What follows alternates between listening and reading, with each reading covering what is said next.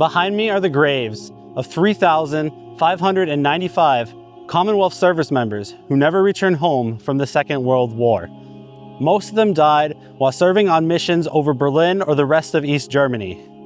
But not everyone who lies at rest here died in the sky. Some of them were prisoners of war, and some of them died while on forced marches. Today, I want to talk about 3 different individuals and see what we can learn from their stories. When we're standing before a grave like this, it is easy to only see the uniform, the rank, and the medals in which he earned. Squadron Leader Edward Donald J. Parker, George Cross, Distinguished Flying Cross, Royal Air Force Volunteer Reserve.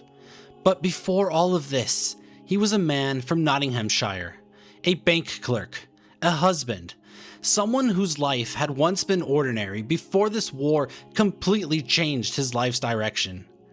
In June of 1940, Parker was taking off for a night operation when one of his engines failed. The aircraft was heavily loaded with 4 500-pound bombs. Unable to gain height or speed, Parker brought the aircraft down in complete darkness. It crashed and immediately burst into flames. Parker managed to get clear of the wreckage. His navigator and air gunner were also safe. But then he saw that his wireless operator was lying stunned near the burning aircraft. He knew that the fire was spreading. He knew that the bombs could explode at any moment. But he made the choice to go back. Parker returned to the wreckage and carried the injured airmen away. And while he was doing this, one of the bombs exploded. Even then, Parker kept going. He was able to reach his wireless operator and save him from further injury and managed to get him ultimately to safety. For this act of courage, he received the Empire Gallantry Medal, which was later exchanged for the George Cross. But what strikes most about this story is not the medal, it's the choice he made. Parker was safe, he had survived. He could have stayed away from that burning aircraft, but instead he turned back towards the danger because one of his men were still there. And after all of this, those experiences, he kept flying missions. By late 1940, he had completed dozens of operational flights. These included bombing attacks, reconnaissance, and low-level air attacks. Again and again, he returned to the air. However, in January of 1943, Parker was flying with the No. 61 Squadron on operations to Berlin. This time, he did not return. After surviving years of experience, explosions, and dangerous operations, Edward Donald J. Parker fell far from home. Today, he lies here at the Berlin War Cemetery. But this is just not a grave of a decorated man. It is a grave of a man who once turned back, ran towards a burning aircraft to save another life. But it's also a story of a wife who was waiting for him at home, for a husband that would never return. And that alone is a story worth remembering.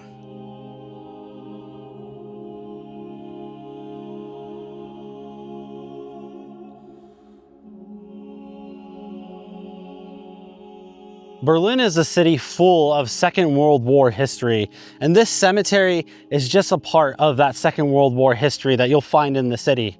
But it's an important part. It's a part where if you come to the city, you should come here and pay your respects to these men who lie at rest. It's important to come to a place like this to visualize what the sacrifice and suffering of war is. When you come to these cemeteries, sometimes you're confronted by large numbers. For here, you have almost 4,000 individuals. Some cemeteries you'll go to, there'll be 11,000, 30,000.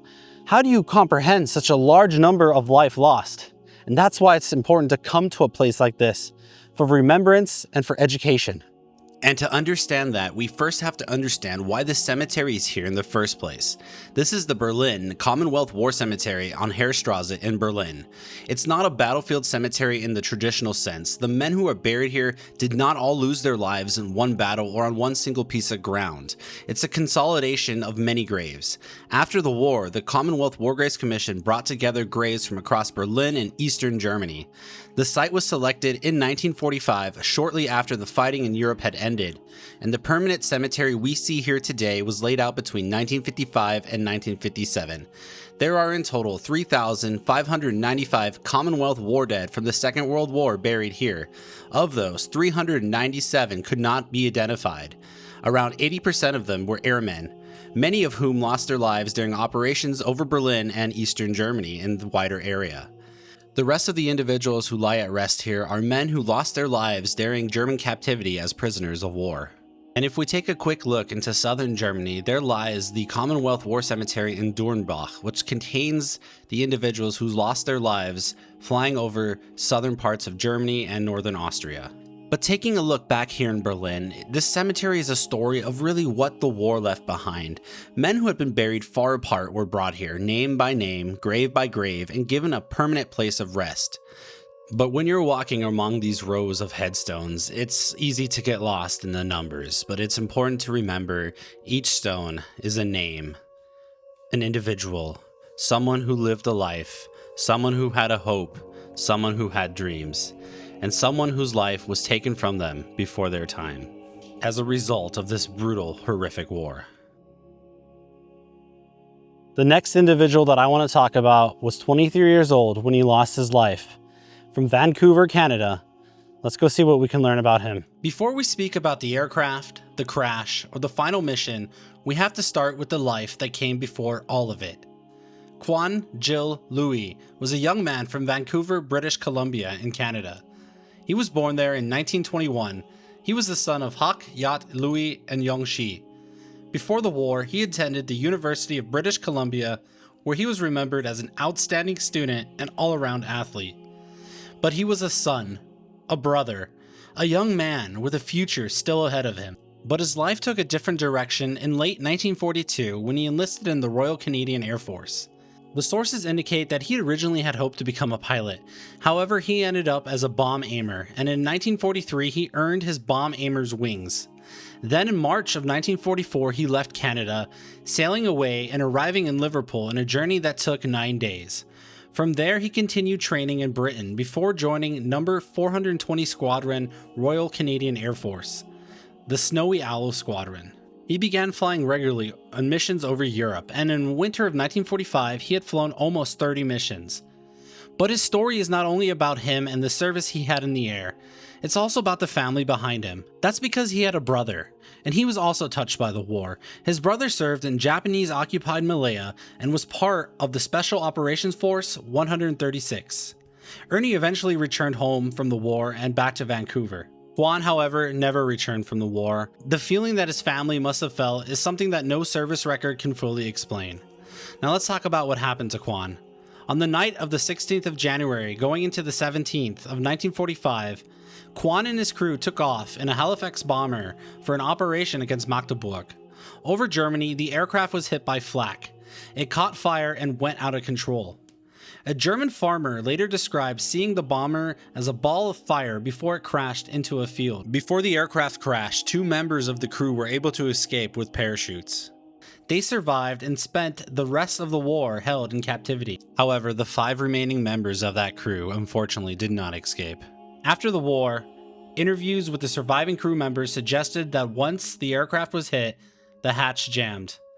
If that is what happened, then the men in the front of the aircraft may have had almost no chance of escape. Quan was only 23 years old, less than 3 weeks away from his 24th birthday. And when the news reached Vancouver, his family did not lose a name on a military record. They lost a son, they lost a brother, someone who had grown up beside them and who would never return home.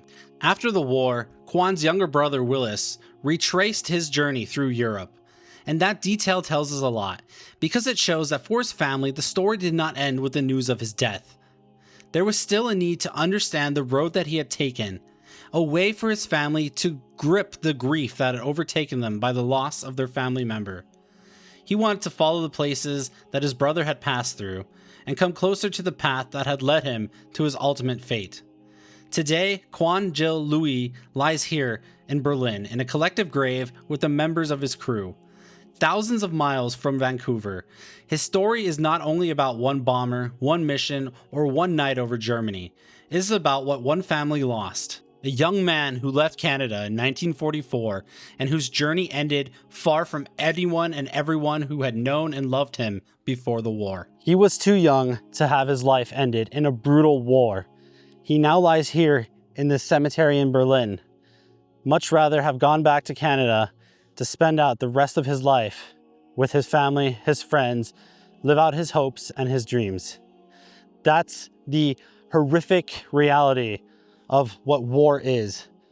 And that's why it's important to look at individual stories, to learn about them and to feel them. So far, we've talked about two individuals who were airmen.